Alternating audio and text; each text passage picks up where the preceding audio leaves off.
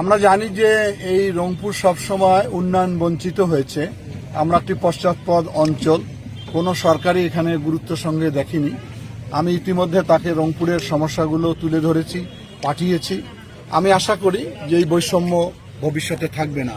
জনগণের ম্যান্ডেটে বিএনপি রাষ্ট্র ক্ষমতায় আসলে বিশেষ করে আমাদের তিস্তার যে মহাপরিকল্পনার দাবি দীর্ঘদিন এই অঞ্চলের মানুষের, সেটি বাস্তবায়ন হবে। কর্মসংস্থানের জন্য শিল্প কারখানা তৈরি করা হবে এবং সর্বোপরি যোগাযোগ এবং যেগুলো পরিত্যক্ত বিমানবন্দরগুলো রয়েছে সেগুলো আমরা চালু করার চেষ্টা করব। সার্বিক নিরাপত্তা নিয়ে কোনো সমস্যা আছে কিনা কিংবা না, নিরাপত্তা তো আমাদের দল থেকে তো আমাদের ভলান্টিয়াররা থাকবেই, পাশাপাশি সরকারের পক্ষ থেকে যথেষ্ট নিরাপত্তা দেওয়া হচ্ছে। তাদের সঙ্গে আমরা বারবার বৈঠক করছি। আমার মনে হয় যে সে ধরনের কোনো সংখ্যা নাই এখানে।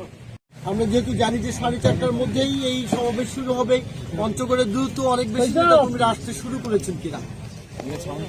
আমরা তো সময় খুব কম পেয়েছি, মাত্র একদিনের প্রস্তুতি আমাদের।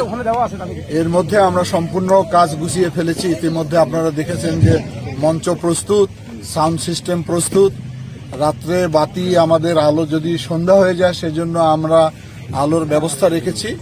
আমাদের প্রিয় চেয়ারম্যান প্রথমেই আমাদের রংপুরের বীর যোদ্ধা আবু সাইদের কবর জিয়ারত করে আমাদের এই মঞ্চে উনি আসবেন এবং ওনারই আসার সংবাদে বৃহত্তর রংপুর বিভাগের প্রত্যেকটি গ্রাম থেকে গ্রামান্তর মানুষের মধ্যে আনন্দ উচ্ছ্বাস আমরা লক্ষ্য করছি।